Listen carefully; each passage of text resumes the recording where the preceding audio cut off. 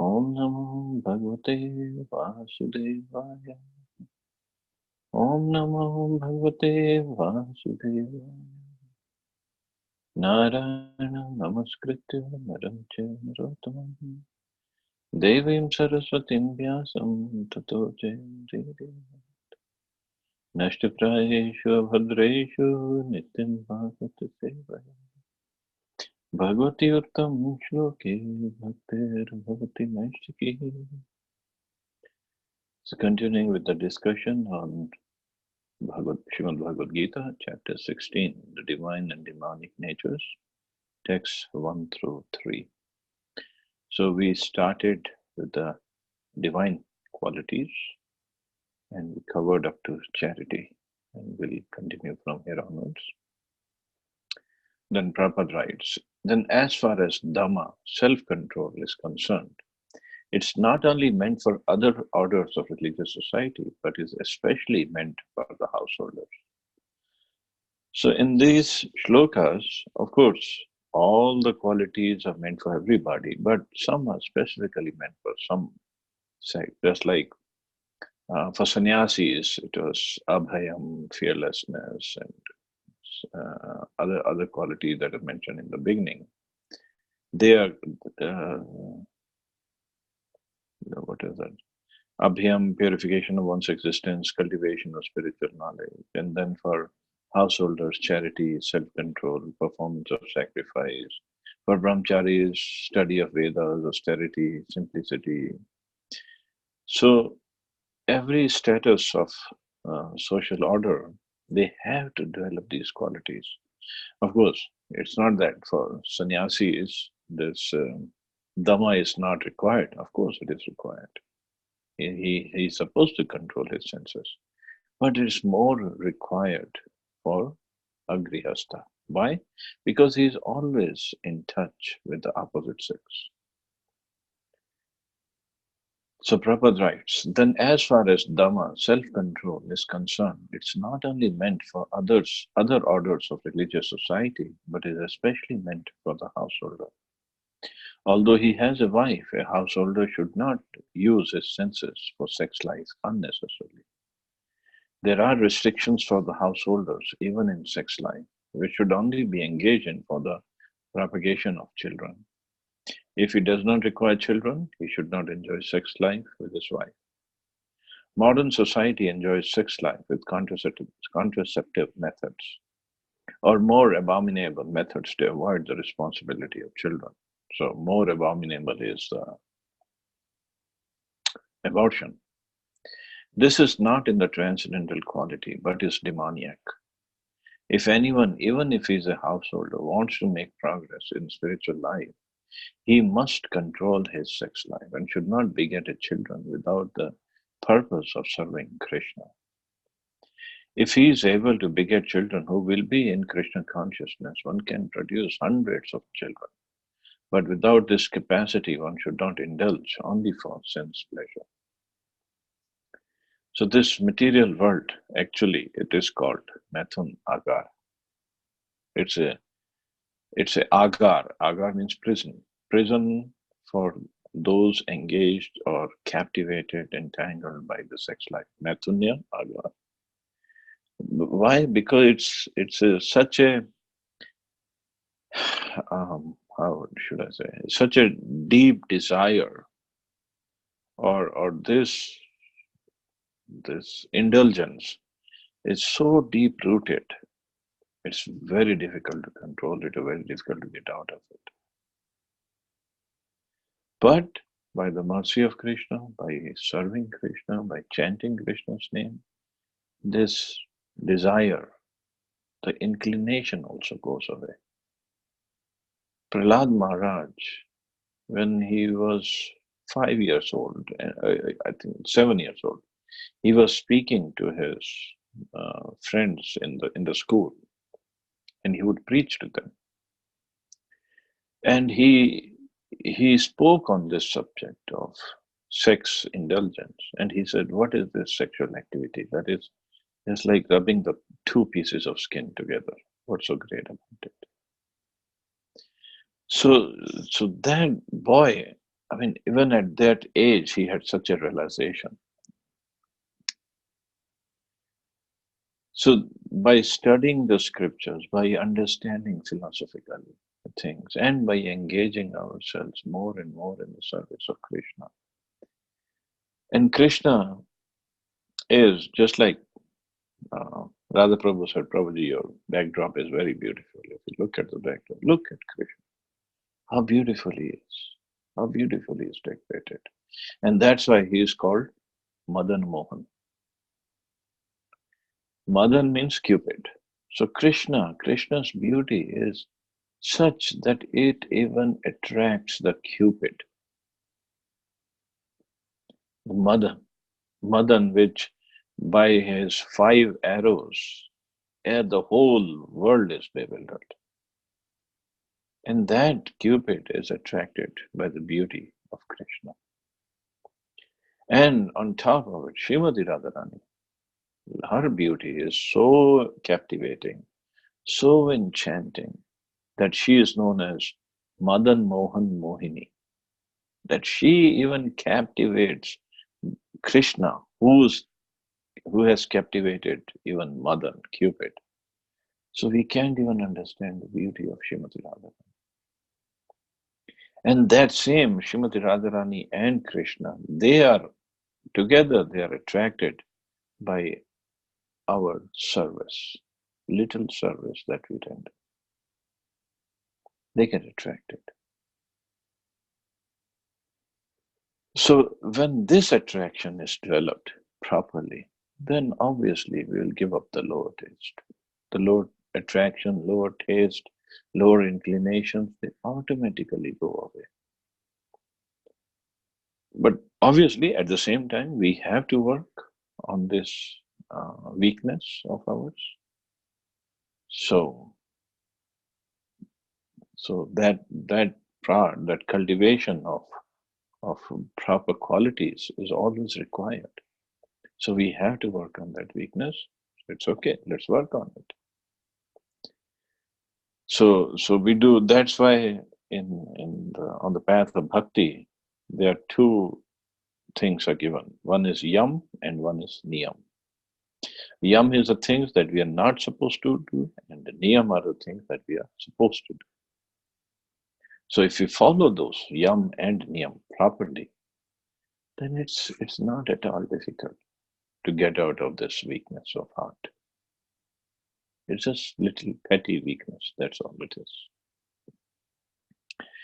And then on top of it, Krishna and Srimati Radharani are there. They're with the ultimate beauty to attract us. What else we need in the life? Nothing. Then comes sacrifice. Sacrifice is another item to be performed by the householders, because sacrifices require a large amount of money. Those in other orders of life, namely brahmacharya, vanprastha, and sannyas, have no money. They live by begging. So performance of different types of sacrifice is meant for the householders. They should perform Agnihotra sacrifices as enjoined in the Vedic literature.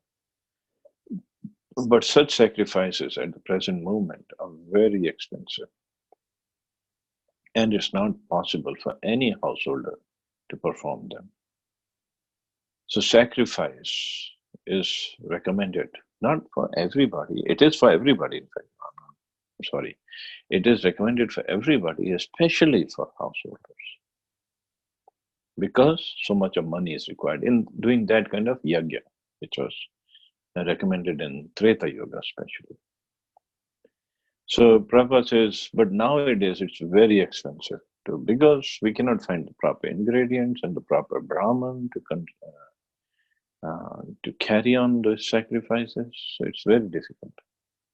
So best sacrifice recommended in this age is called Sankirtan Yajna. This Sankirtan Yajna, the chanting of Hare Krishna, Krishna Krishna, Hare Hare, Hare Ram, Ram Ram, Hare Hare, is the best and most inexpensive sacrifice. Everyone can adopt it and derive benefit. So these three items, namely charity, sense control, and performance of sacrifice, are meant for the householder. So this sacrifice, the best sacrifice that is mentioned this day and age is chanting of Hare Krishna Mahamantra. And that too, congregational chanting. We do the chanting as japa, but congregational chanting is the sacrifice, considered as sacrifice. But that sacrifice is recommended for everybody because congregational chanting is what leads us to attain Krishna Prema in Kali Yuga.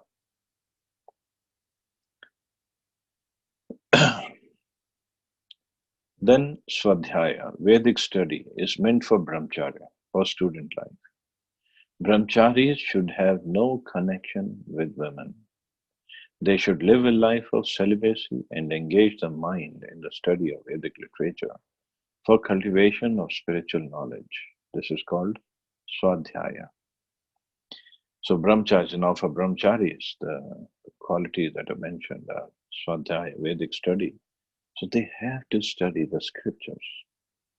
By study of scriptures, one's intelligence gets sharpened, one develops um, distaste for the material world, but because by studying one gets this knowledge and understanding that the material world is not my uh, ultimate place where I want to stay at. I should move back to the spiritual world. And also one gets knowledge to preach to others, especially to the householders, because they don't have time or or the proper mood to study the scriptures.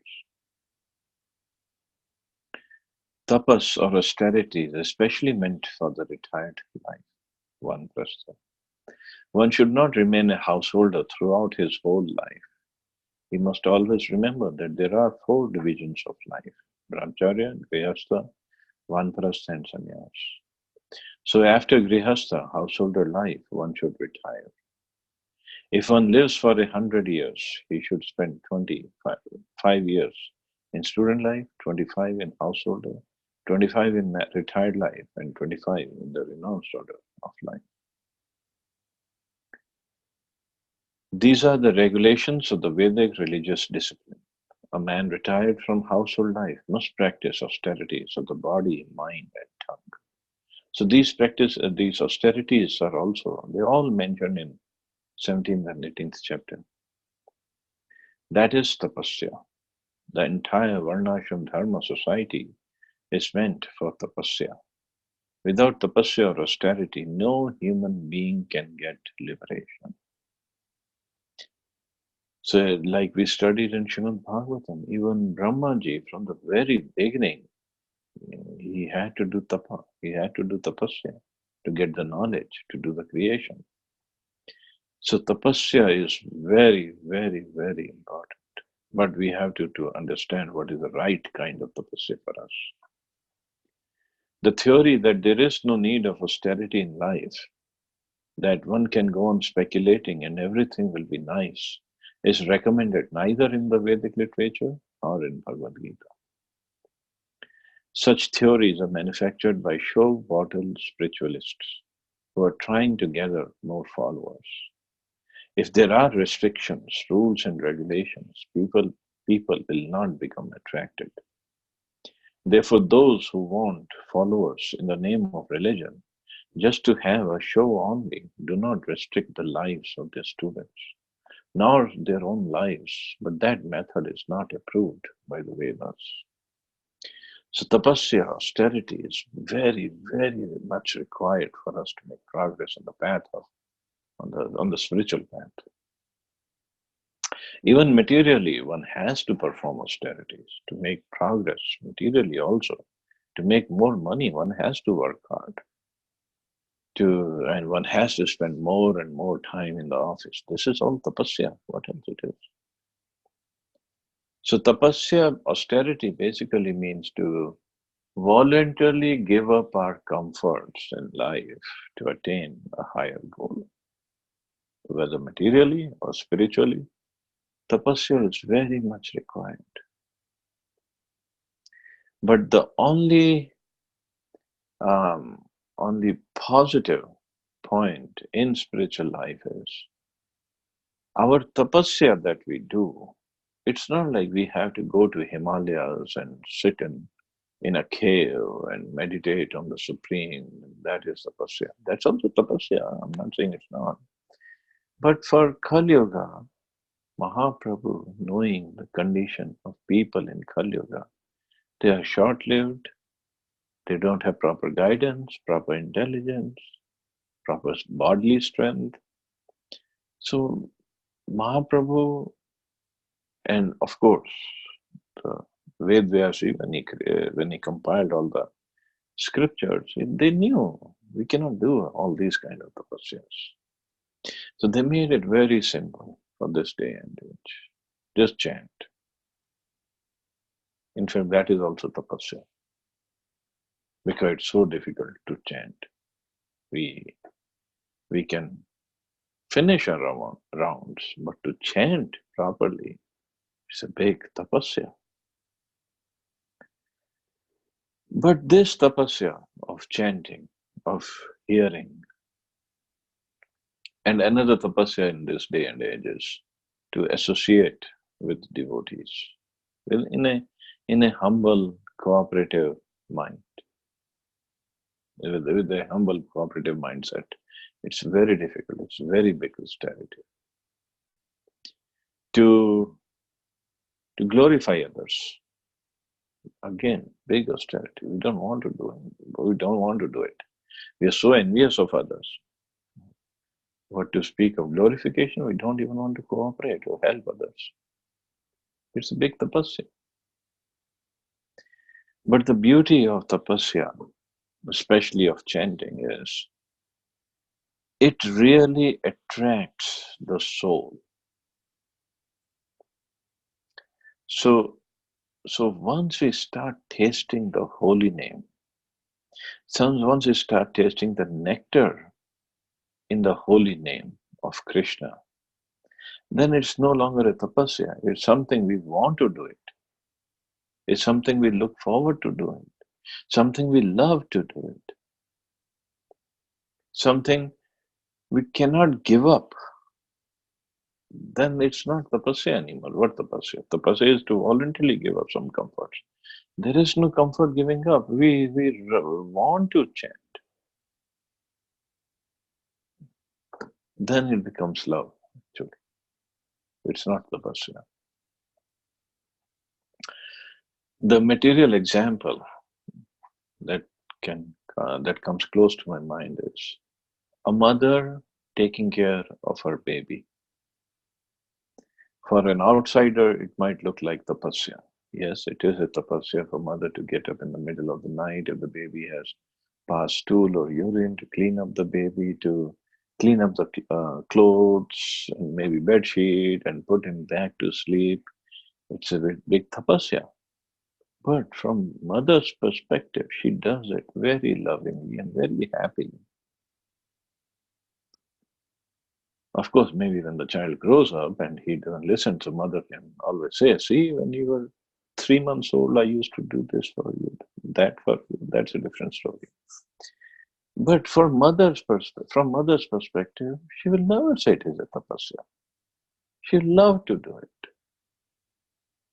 Just like mother, in the month of May, I mean, living in India, it's so hot in May, and then if she has to cook for the whole family, standing in front of the fire, it's so difficult. It's such a big tapasya. But since she loves doing it, loves feeding, nurturing her family, she doesn't consider it as a tapasya. So similarly, on the path of bhakti, because it's a natural position of the soul, and the body does not want to do it, but the soul really loves it. So when we come to the level of we get this ruchi or asakti, we get the taste or attachment for doing this. I'm not talking about bhav or prem stage, just ruchi or asakti. One loves to do these activities. chanting, or getting up early in the morning. For others, it's a big tapasya. Oh, why you have to get up at 4 in the morning or 3:30 in the morning? It's so cold. The blanket is so cozy. Why you have to go? And this is so big tapasya. And they say, oh, I can never do it because it's such an austerity. But for devotees who love to get up early, to attend Mangala Aarti, and to chant their rounds, they say it's not tapasya. I love doing it. And moreover, it makes me more fresh when I get up early in the morning. So it's everybody's viewpoint is different. But regardless, tapasya is very much required for us to make progress. So whether we call it tapasya or getting up early and chanting and or listening to my blabbering every day, that's also big tapasya for some people. Or cooperating with devotees, glorifying devotees, serving together, or serving not just together, serving the devotees, serving deities. We can say it's a big tapasya, but it's not a tapasya actually. If we get a taste of it, we love to do it. Happily we will be doing it. And more happy we are doing in performing these services, more mercy we get of Krishna and Guru. That yes, this is a devotee, he has really understood his constitutional position and he is performing these services so nicely.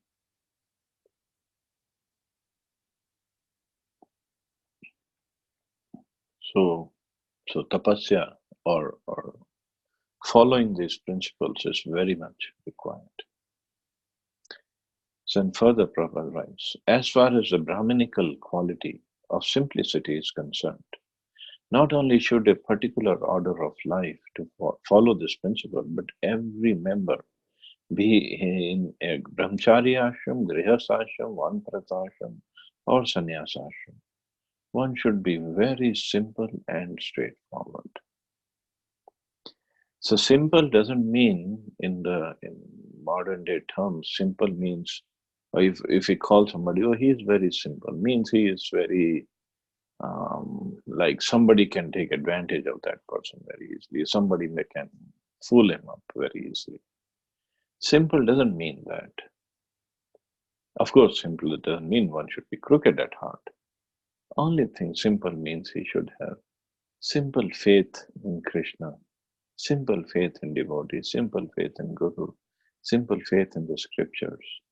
And one should not be crooked, one should not have duplicitous mentality of cheating others.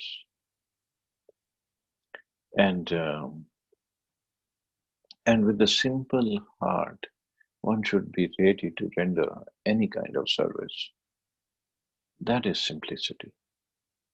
Not thinking, if I do this service, then nobody will be pleased, or the person I want to please because I want to get some favor from him.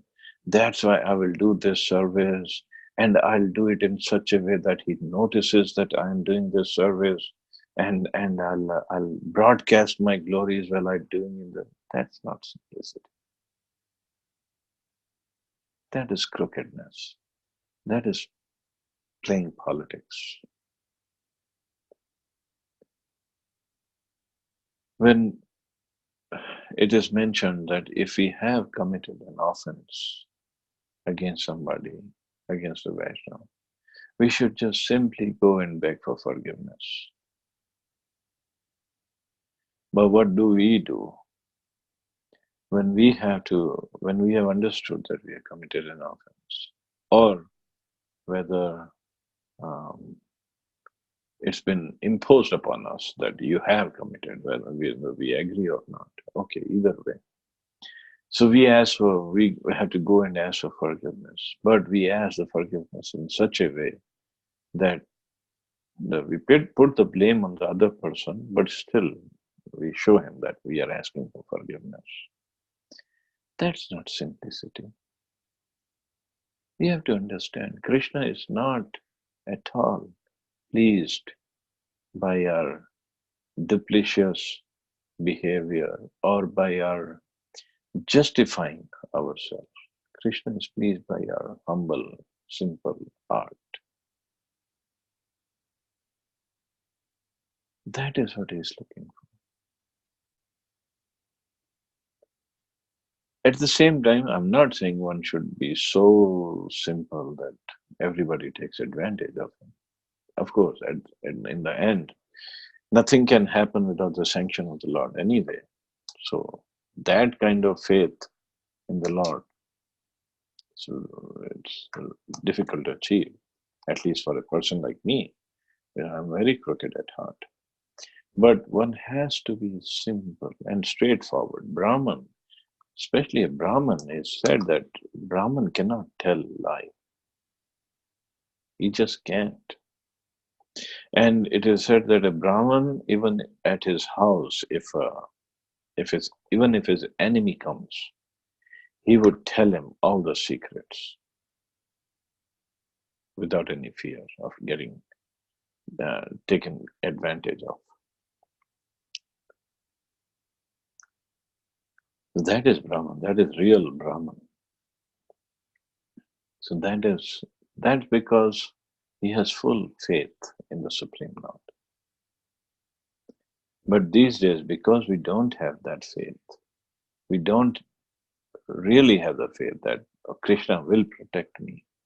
So we have to uh, tend to this duplicitous behavior.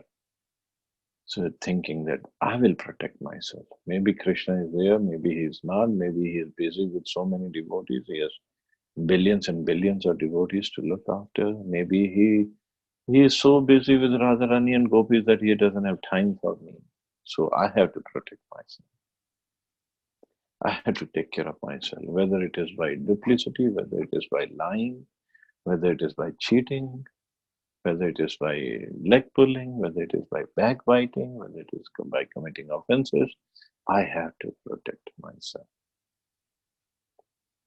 Then that person is not pleasing Krishna. That's not simplicity.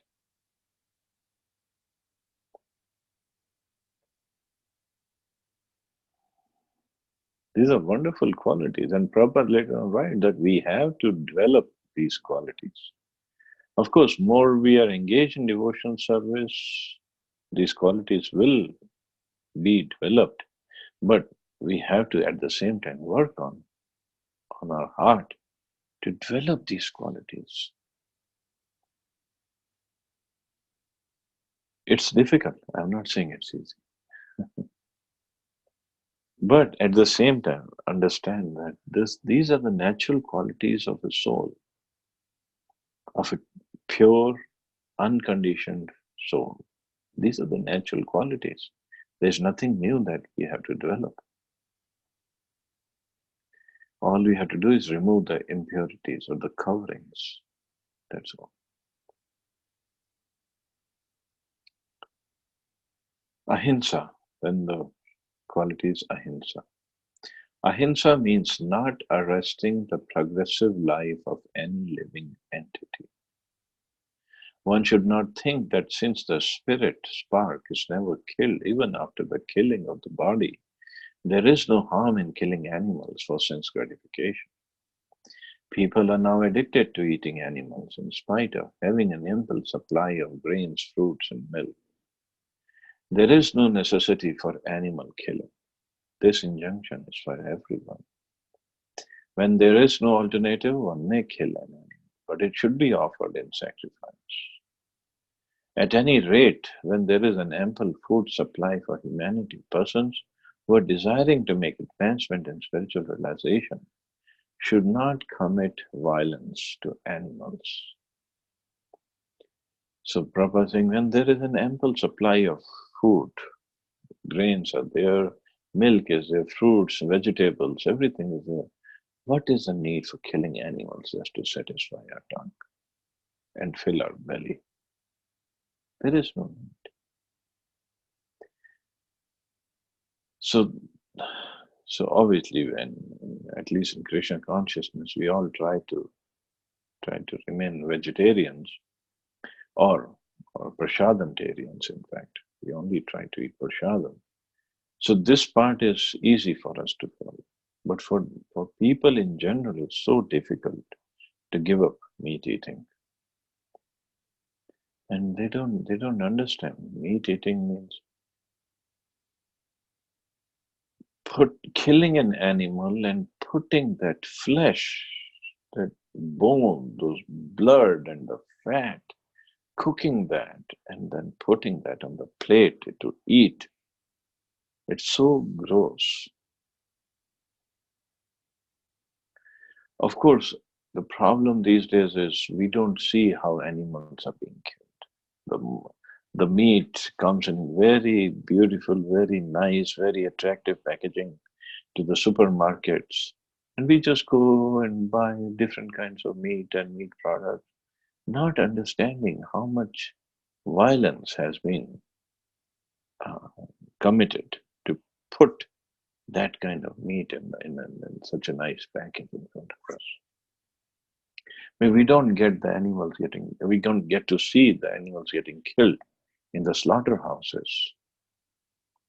That's why we don't know. We think, just like an apple, there's a leg of a chicken. There's some difference. They're coming from the same place.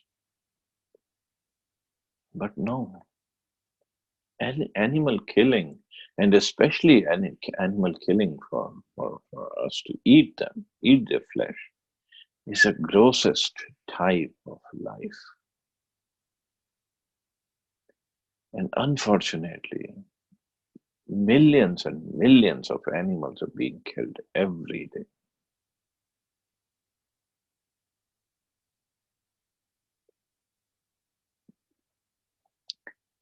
So eating that food, which is full of, just imagine the mentality of an animal when he's getting killed, when he's getting not just killed, slaughtered, slaughter. That's what they call slaughterhouses. It's a very gross place. So when the animal is getting killed, we understand. Of course, many people they don't understand that even animals have souls. So they say the animals don't have souls. I don't know where they get this idea from. I guess from people who want to make sure that meat eating goes on unrestrictedly, or those who are too addicted to meat eating, they give up this kind of logics. So they imagine the animal who's getting killed, who's getting slaughtered. What kind of feelings he must be going through? Feeling of do you think he's going through feeling of love and compassion and happiness and bliss and satisfaction, peace? No, he is going through fear, going through helplessness, going through maybe cursing also, because he must be cursing. The soul can do anything. He might be cursing in his animal language, but he must be cursing. And the agony of being separated from the family members. So when that animal is getting killed and his consciousness as having producing these kind of emotions, and all these emotions they go in the food, whether it is flesh. So all these emotions they go in the flesh, and that flesh we are eating. Those who eat. That's why is it called Jaisa An Vaisa Man? It's not called Jaisa An Vaisa Tan. Means the food we eat makes up our mind, not just the body. Because if it was just the body, then animal flesh has lots of protein and lots of other so-called good stuff for our body to be very robust, very strong, very stout. Okay, good.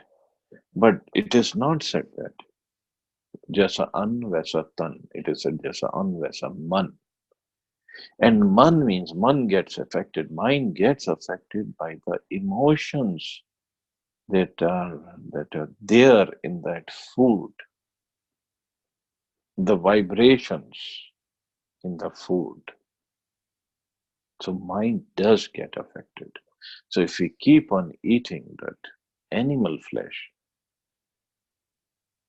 so mind will definitely get affected, and we will not be able to um, understand the finer truths of life if we are so much engaged in grossest type of eating.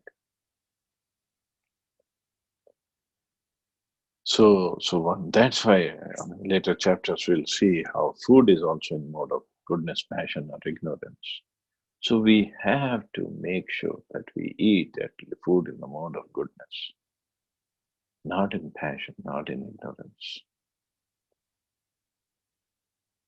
So that food, when we eat, there are still chances of mind going down, gliding down, but there are less chances if we keep on eating the food in the mode of goodness, because our consciousness is affected by that food.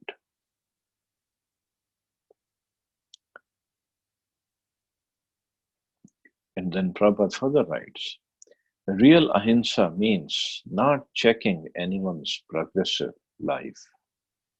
The animals are also making progress in their evolutionary life by transmigrating from one category of animal life to another. If a particular animal is killed, then his progress is checked. If an animal is staying in a particular body for so many days or so many years and is untimely killed, then he has to come back again in that form of life to complete the remaining days in order to be promoted to another species of life. So their progress should not be checked simply to satisfy one's palate. That is called ahimsa.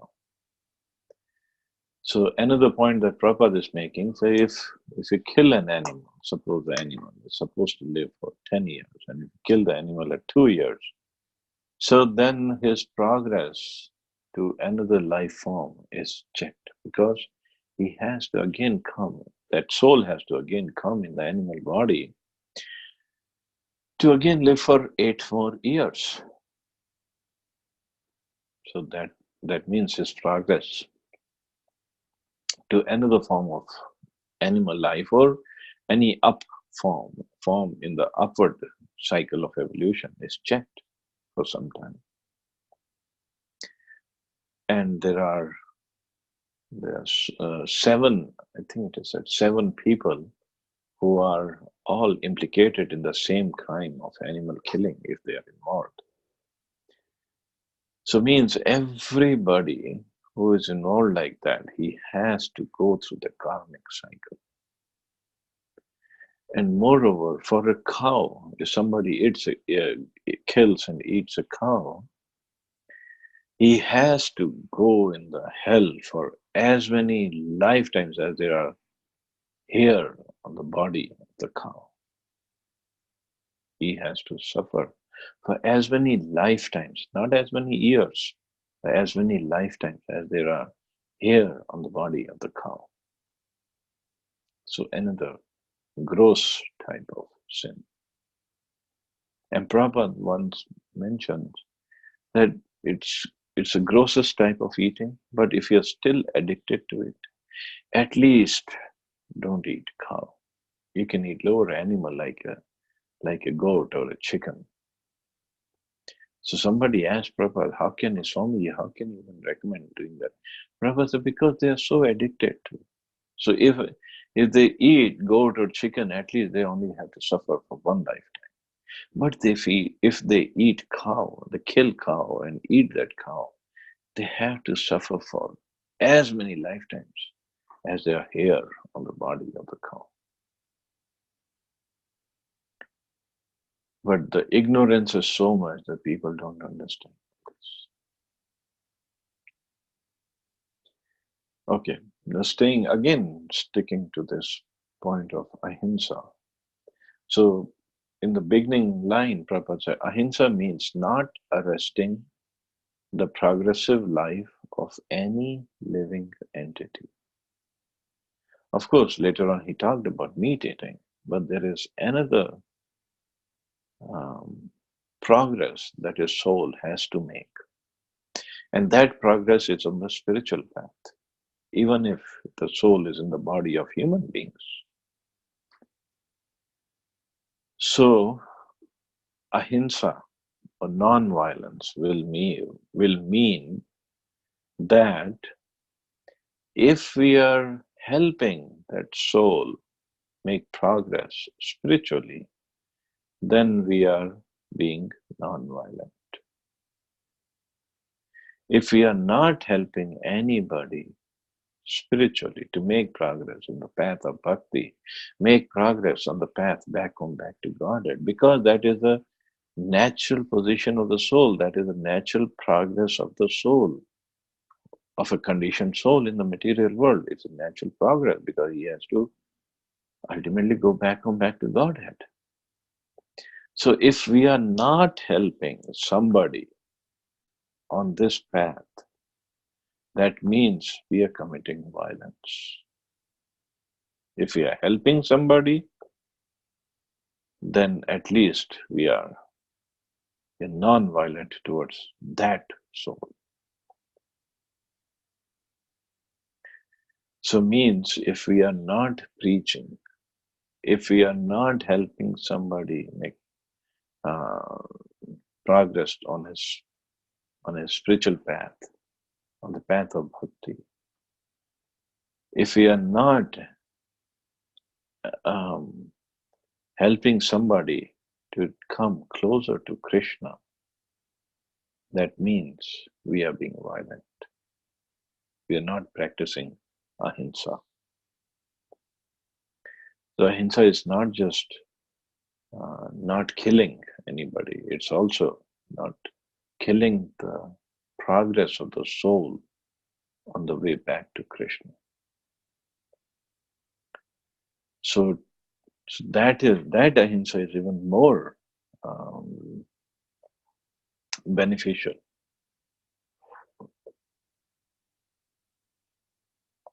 So we have to see, are we being violent or not? Maybe we are violent towards many people, but towards few we are non-violent. Means we are helping them. Just like somebody helped us, we have to help others. That is real non-violence.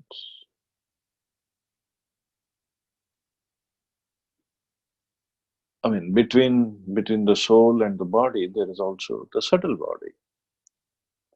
So if we are another non-violence is not disturbing somebody else's peace of mind.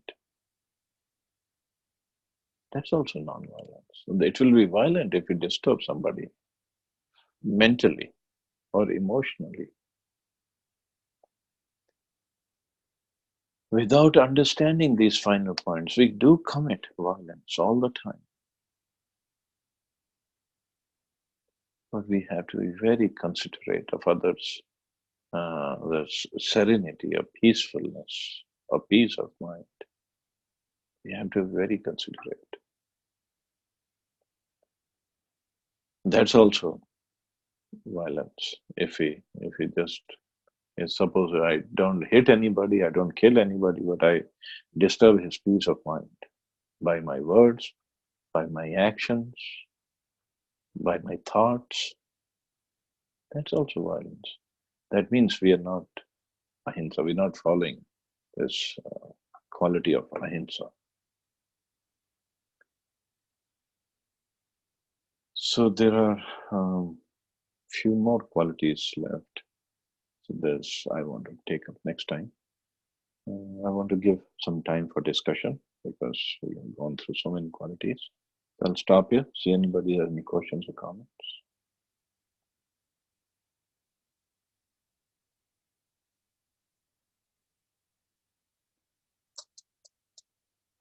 Prabhuji, Hare Krishna.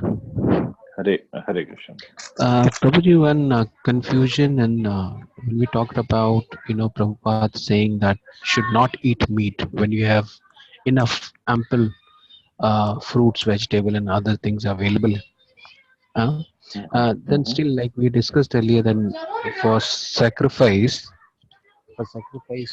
they kill animal, right? Now, obviously, I mean, once they kill animal for sacrifice or for yani yagya in the ancient times, they it's like you mentioned, right, that once the animal is killed, he is on the abort planet or somewhere, he's in the he will be liberated from this material world, that animal, right? No. But the point is, it's not the animal is not willing to get died, isn't it? It could be possible. It's just we the people are doing it, the sacrifice, but then it may not be, like killing someone, even an animal, it's painful. Animal, if we if somebody is killing us, we don't want, willingly we don't want to get killed. Similarly for animal also, even if for any yagya or some rituals they get killed, they might not be, they're not willingly go for taking up that, killing and all. I hope you Hmm. got. Well, first of all, from whatever I've studied from Prabhupada's books, animal that get killed in that sacrifice, either he gets because it's an older animal they used to kill, so either he gets a new animal life right away, or he gets human life, not get liberated. So that's a big progress if he gets a human life on his process of evolution. Because human life, then he has a chance to perform sacrifice or bhakti or yoga, and then he can make further progress. But your point, another point you made was, but he is not willing to be killed. So it's a violence. It's we are forcibly killing him, and we are saying, oh, it's going to be beneficial for you. So you just get killed. Of course, it is kind of violence that way. But the purpose of that violence is, first of all, not for meat eating and to give him a better life. So, yes, some violence or killing is involved, but the idea is not something else. Idea is not to hurt him. Idea is not to check his progress. Idea is to make him progress faster. It's just like um, if your son doesn't want to go to school, and he would say, "Oh," and if you chastise him, he say, "Oh, I'm not willing to go to school, but it's good for him." That's why you're chastising him. That's why you're sending him to school. And he can say, looking at this paragraph of Bhagavad Gita, "Daddy, you're committing violence against me." Well, that violence is beneficial. So, so we have to see what's the purpose behind that violence. Yeah, Prabhuji, one more thing to add. I've seen that. I was brought up in Calcutta, and I've seen in Chitla Mata Puja, they used to kill goats, baby goats, right? So I've seen one in front. I was very small. I mean, I was a kid that time, and I saw that, Hmm. that the resistance which that baby goat was showing of getting killed, because they knew that in any time they get killed, again, it's like still it's not on their will side, and it's like we are doing it as part of the ritual, as part of what's mentioned in somewhere, that it should be killed, sacrifice. I mean, you can see in many religions they do this. I mean, I won't name, but there's some religions would do it every year, as a kurbani or something. But this is something. See, now these are two different things. The sacrifices that you mentioned earlier, they were Ashwamedh or Gomedh Yagya, and that sacrifice was recommended in Treta Yoga, not in Kali Yuga. In Kali Yuga, it is not mentioned that we kill animals to do that kind of sacrifice. The people who are doing in Kali Yuga, their main purpose is not to please Kali or anybody else. Their main purpose is to eat their flesh. So that's not sacrifice, that's killing. There's a difference.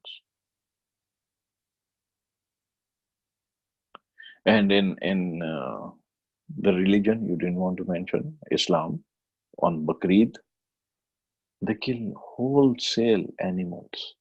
But exactly this is not mentioned in Quran.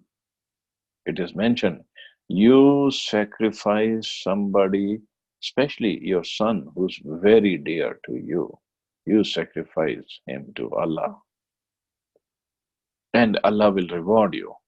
But they don't have that kind of faith.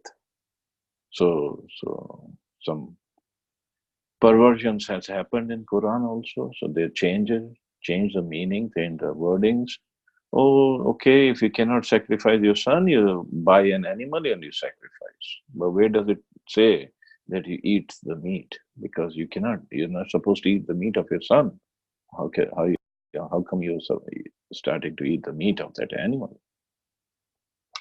So it's all gone haywire these days.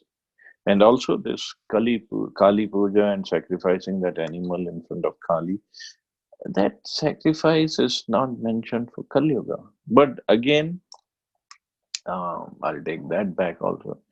Um, there are people of different consciousness. There are Shudras, there are Brahman, there are Vaishyas, there are Kshatriyas. So for Kali, there are, for people lower than Shudras, they can offer a goat to Kali on the new moon day, like on Amavasya, and then eat that so-called prasad, Kali prasad. Idea is not that eating meat is good. Idea is for them to understand that there are regulations, that you have to follow some regulation. You cannot just go on wholesale killing of animals and eating. And that killing also has to be done properly, that the person who wants to eat meat, he has to put that knife on that goat's throat and kill it. But they're all, everything is gone haywire. Even for Muslims to eat that animal, even on Bakrid, they are supposed to tie that animal on the ground and place maybe, I don't know how many feet, 15 or 20 feet of burning coal around on the ground. And the person who wants to kill that animal, he has to walk bare feet on those coals, burning coal, with the knife in his hand, and he should um, slit the throat of that animal tied up slowly. That is why it's called halal. Slowly, and looking into the eyes of that animal, and chant a mantra or shloka, they call it ayat, which means I am killing you in this lifetime to eat your flesh, so you can come back next lifetime and you can eat my flesh. But all those details are gone because we are so addicted to meat eating that, okay, we just make a mockery of it, kill the animal, and spill the blood all over city, all over the drains, and have a good time. That wasn't the idea. So in this way, if we are killing animals, Prabhupada mentioned at one place, what is the cause of so many wars in Kali Yuga? And he said, the main cause is animal killing, wholesale animal killing. If you're killing so many animals, you will get killed just like animals in a war. So not understanding scriptures, not following scriptures, just following our own uh, taste of tongue, it will get us killed also. That's not sacrifice. I hope I was clear. Yeah, Prabhuji. Okay, thank you. Thank you.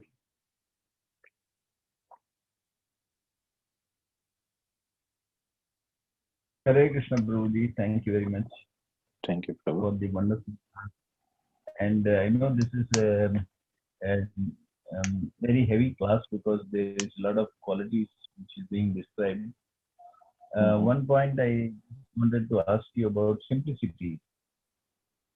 So you are saying simplicity means not just that simple. The person is simple, but we have to be simple in our approach or straightforward. We should reveal our secrets. All this you mentioned to the enemy also. Well, that is the quality of Brahman, yes. Okay. So Just simply, like Prabhupada had given example of Guru Dronacharya, right. that he knew Drishtadyumna was born to kill him, but he still taught him all the military tactics. Yeah.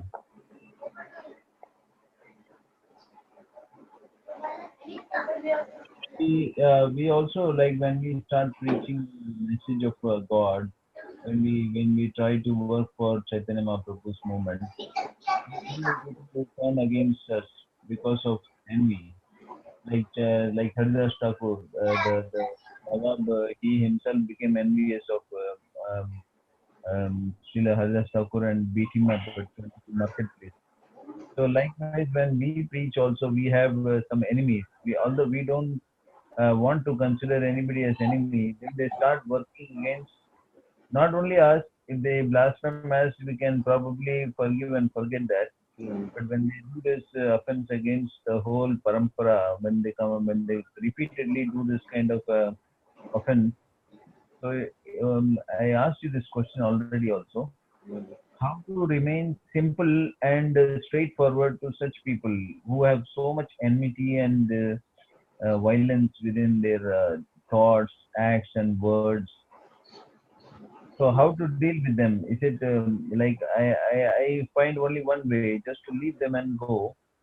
But then if they are approaching us again and trying to make amends just because they want to be seen by the worldly people as good persons, their idea is not asking for forgiveness.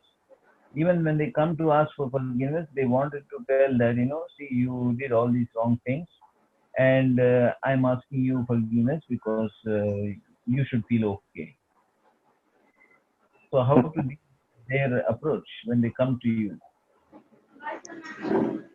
I know there could be very tricky, very difficult situations, especially when you have to deal with this kind of people. Um, so we try to do our best and leave the rest on Krishna. Yeah, What can be done? that's exactly we do. We pray to Krishna. We say, Krishna, this now the case is in your court. You do it, but still they don't believe in Krishna, so they don't things to safeguard my name and my reputation and all that.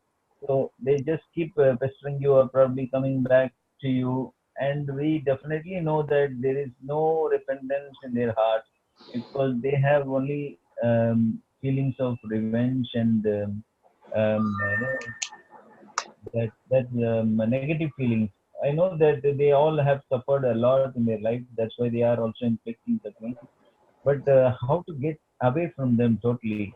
We know that they are not just only unhappy with us, they are unhappy with everybody in the world, but we don't have the capacity to handle them. Like when they have offended the whole parampara in the the descending succession, if they are just repeatedly doing that, and when they come again and as though they're portraying an image of a good Samaritan, so it is very very tough how to escape from them. So prayer to Krishna is one thing, yeah, but Krishna is still testing. He he wants you to handle it somehow. I don't know what. Well, one way we can say is, oh Prabhu, I'm not as smart as you are, so I don't know. Ah, So let me learn more, and I'll get back. wonderful. Something like that. Thank you.